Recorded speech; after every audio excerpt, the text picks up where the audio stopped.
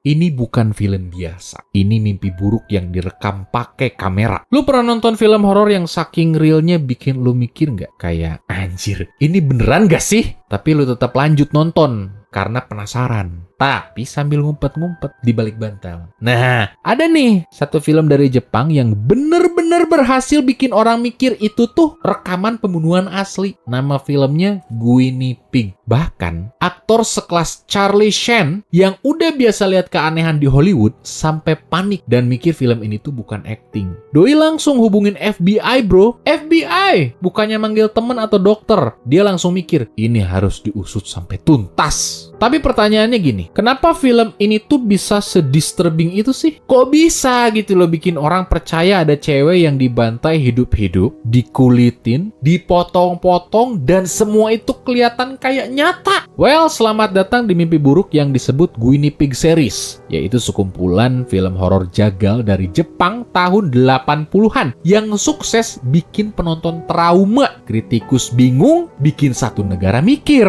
Jangan-jangan ini rekaman asli. Tapi tenang, ini bukan cerita soal video pembunuhan beneran kok. Ya, katanya sih. Karena ternyata film ini tuh cuma efek khusus. Tapi saking niatnya, ini sampai bikin darah-darahan, mayat palsu, dan suara jeritan yang kayak beneran minta tolong. Satu dunia ini jadi heboh gara-gara nih film. Bahkan FBI harus datang buat ngecek, ini film atau memang beneran bukti kejahatan? Oke, teman-teman semuanya ini siap-siap karena lu semua nih bakal masuk ke dunia film horor paling disturbing yang pernah lahir di Jepang. Dan percaya deh, ini bukan buat lu yang gampang mimpi buruk cuma gara-gara lihat pocong goyang-goyang di TikTok. Oke, sebelum kita bahas soal FBI, pembunuh berantai, atau Charlie Sheen yang nyaris pingsan karena film ini, kita mundur dulu ke asal-usulnya. Jadi gini, tahun 1985, Jepang ini lagi ada disebutnya masa keemasan ya. Anime tuh lagi naik daun banget. Teknologi makin canggih dan industri film indie mulai liar-liar banget. Lalu muncul nih satu nama, Hideshi Hino. Dia ini mangaka horor yang bisa dibilang punya otak yang penuh kegelapan dan mimpi buruk. Karya-karyanya itu bukan horor biasa. Ini horor ditulis waktu dia lagi ngigo telah nonton Eksekusi Kartel. Nah, si Hino ini punya ide edan. Gimana kalau komik-komik gue yang udah disturbing itu gue bikin jadi film live action? Nah, tapi bukan yang sinematik, bro. Kita bikin kayak rekaman sadis beneran. Nah, lahirlah ini seri film Guinea Pig. Judulnya aja udah serem kan? Guinea Pig tuh. Biasanya identik sama hewan percobaan. Dan bener aja dong, filmnya isinya itu kayak eksperimen, terus kayak nyiksa manusia, terus ya itu sambil divideoin lagi tuh. Intinya bukan untuk hiburan, tapi untuk apa ya? Bikin orang trauma kali ya. Jadi seri pertamanya itu rilis tahun 1985.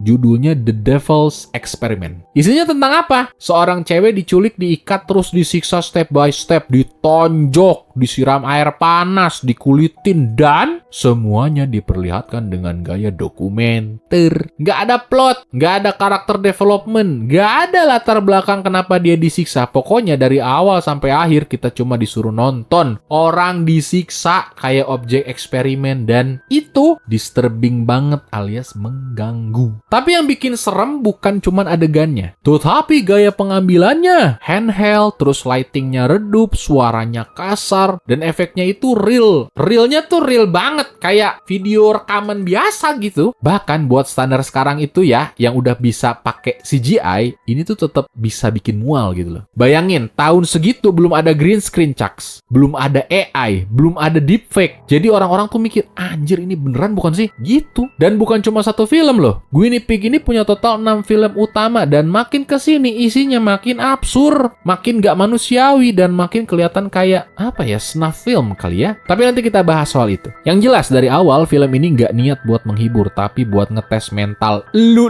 pada. Jadi kalau ada yang bilang katanya Gue bisa nih nonton satu film penuh tanpa ngedip, tanpa muntah, dan masih bisa makan mie instan abis itu, berarti lu itu bukan manusia biasa. Jadi kalau ada nih ya orang yang bisa gitu ya nonton satu film full tanpa ngedip, tanpa muntah, dan masih bisa makan mie instan setelah itu, berarti hebat. Itu manusia, emang bukan manusia biasa. Oke, sekarang kita masuk ke fase lebih gelap lagi, karena bukan cuma netizen yang ketakutan gara-gara film Guinea Pig. Bahkan pembunuh berantai Jepang bernama Tsutomu Miyazaki alias The Otaku Killer juga punya koleksi film ini. Bayangin ya, lu punya koleksi kaset di rumah isinya anime, horor, film jadul. Lalu ada satu kaset nyempil berjudul Mermaid in a Manhole. Kelihatannya kayak film drama ya, kayak film Disney lah gitu ya. Tapi ternyata bro, isinya cewek meleleh jadi nanah di bak mandi. Dan lu tahu siapa yang punya itu?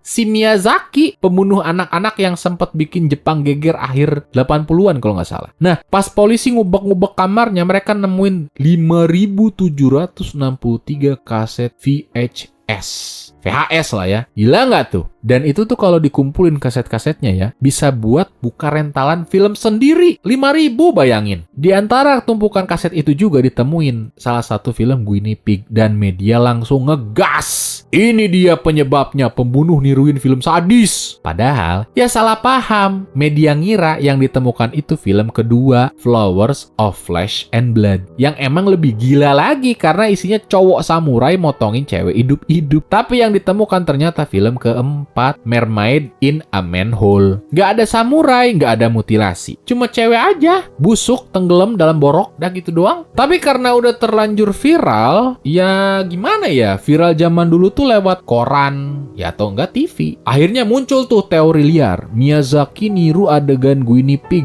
buat nyiksa korban. Beuh, dan apa yang terjadi? Boom! Nama Guinea Pig langsung tercoreng. Dari yang tadinya cult film underground, jadi momok nasional. Pemerintah Jepang mulai melirik, polisi mulai ikut campur, dan produsernya nangis-nangis sambil bawa bukti kalau semuanya itu cuma efek spesial. Jadi ironis banget gitu. Film yang niatnya cuma buat seni ekstrim dan adaptasi manga, malah ketiban sial karena nemplok di rak pembunuh psikopat. Ya udah nasib sih. Dan sejak saat itu Guinea Pig dianggap film terkutuk, bahkan sampai sekarang orang-orang Jepang masih agak segen gitu buat nonton. Nah, jadi gini, kalau lu ngaku suka film Guinea Pig ini di Jepang, bisa-bisa lu dikira psikopat juga. Oke bro, ini cerita paling kocak sekaligus paling gak masuk akal dari saga Guinea Pig. Kita lompat ke tahun 1991, jauh dari Jepang loh. Langsung ke Hollywood ini. Di satu event indie film ada cowok namanya Chris Gore. Bukan Gore darah tapi, ini emang nama aslinya gitu. Nah, dia itu bawa salah satu kaset VHS. Kaset itu tuh dia kasih lah ke aktor kondang waktu itu, si Charlie Sheen. Dan lu tahu dong, Sheen itu selebriti rock and roll banget. Mungkin dia pikir itu film underground edgy ya, yang cocok buat ditonton sambil ngebir lah gitu, katakan mabok lah, mabok, kobam. Tapi begitu kaset itu muter dan dia nonton Flowers of Flesh and Blood, dia langsung panik dong. Film itu literally isinya seorang pria bertopeng samurai motongin cewek satu persatu. Matanya dicongkel, tangannya dipotong, isi perut dikeluarin, dan semuanya kelihatan beneran. Nggak ada jeda, nggak ada sensor, pure carnage bro. Dan si Shen ini nonton itu dengan ekspresi,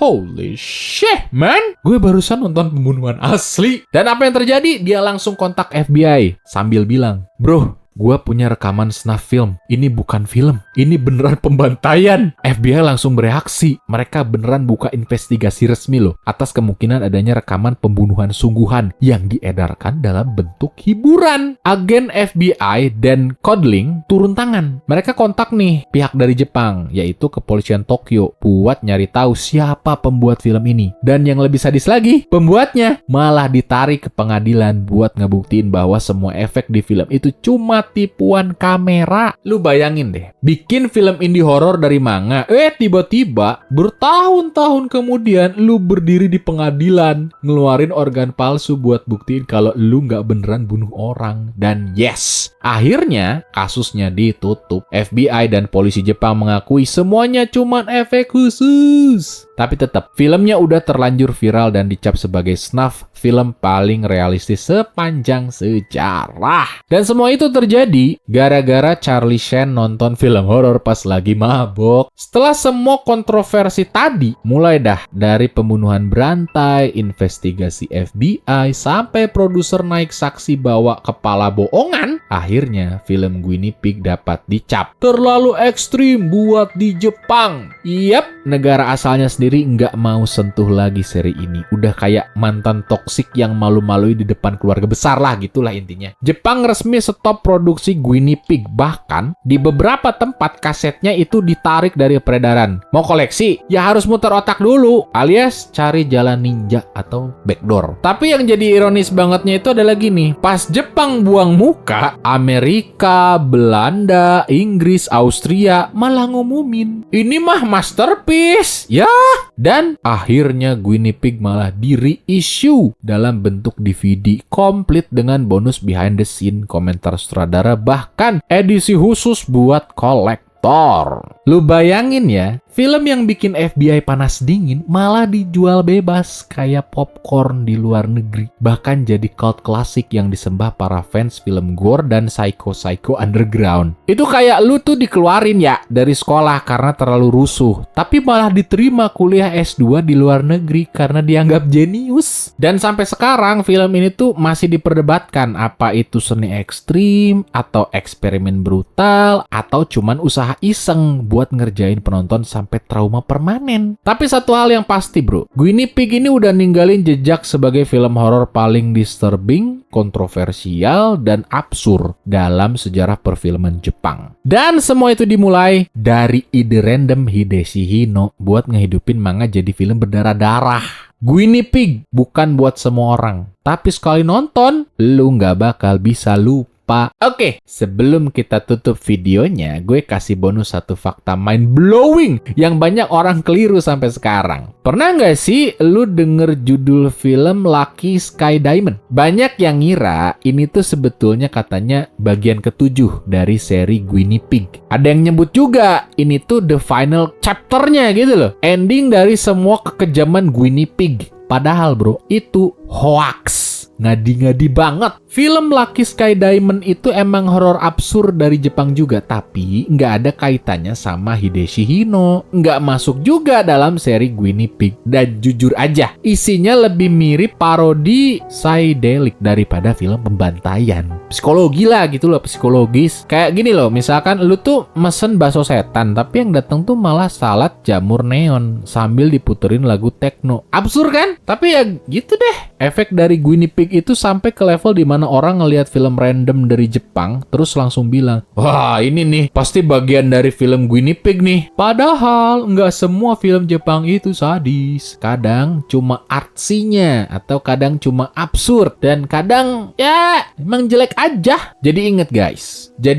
Lucky Sky Diamond bukan Guinea Pig, dan nggak semua film disturbing dari Jepang itu satu franchise. Tapi semua bisa bikin lu mikir 2 kali sebelum tidur. Dan kalau malam ini lu mimpi buruk setelah nonton video ini, ya salahin Charlie Sheen aja. Jadi, dari pembunuh berantai, selebriti Amerika yang panik, sampai FBI yang nyangka ini video snuff, Guinea Pig sukses jadi film horor yang lebih serem dari horornya. Film ini tuh kayak kutukan VHS zaman dulu. Lu nonton sekali terus hidup lu tuh nggak akan pernah normal lagi. Gak percaya? Coba deh, coba dulu, coba. Tapi jangan salahin gua kalau tiba-tiba lu denger suara bor listrik di kamar lu tengah malam. Dan buat lu yang bilang, alah, masa sih segitu seremnya? Ya silakan nonton. Tapi siapin mental, siapin kantong kresek. Siapa tahu mungal. Oh ya, satu pesan penting. Jangan nonton pas makan. Dan kalau lu merasa video ini mengganggu, ya berarti fungsi horor udah berjalan dengan baik. Karena kadang nih, film horor paling mengerikan bukan soal hantu atau setan, tapi soal manusia dan imajinasi gilanya. Gue bukan ngajak lu itu suka sama sadisme ya, enggak. Tapi ngerti kenapa film kayak Guinea Pig bisa bikin dunia panik. Karena kalau lu bisa bikin FBI percaya bahwa lu beneran motong orang di depan kamera, berarti lu udah menang di genre horor. Itu aja. Guinea Pig bukan sekedar film, tapi luka batin kolektif umat manusia.